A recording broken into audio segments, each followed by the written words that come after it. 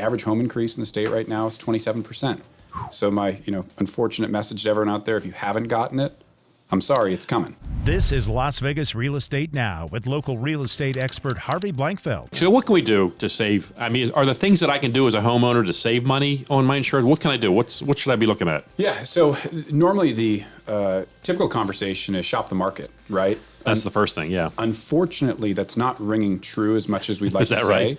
right? Because individuals are finding that once they leave a carrier that they've had sustainability with, they're kind of blocked from other markets. And so once you go from whether it's a standard to a non-standard and you save a little bit of money, sometimes that retribution doesn't come back where you can get back insured with those carriers anymore. Okay. And so holding on to it is typically the better approach, but then modifying inside of the policy. Okay. Home insurance, absolutely, deductibles play a huge part. How much money are you willing to go ahead and take on yourself before the carrier actually pays out? Average deductible in the state is still anywhere between $500 and $1,000.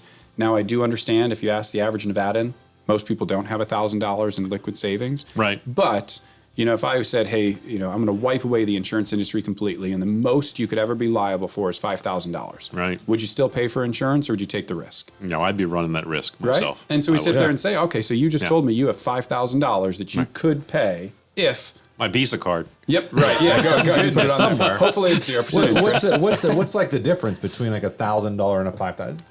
Theoretically. So you could be looking anywhere between 20 to 40%. And that's the other thing I tell homeowners too. When you have a higher, make the deductible something you can afford. But when you have that and you have, let's say, a water damage issue, and you don't have to file a claim because you're going to cover it at your own expense, that helps your rates down the road, doesn't it? Oh, absolutely. Right? Yeah, and home insurance follows you, right? It does. It stays with you.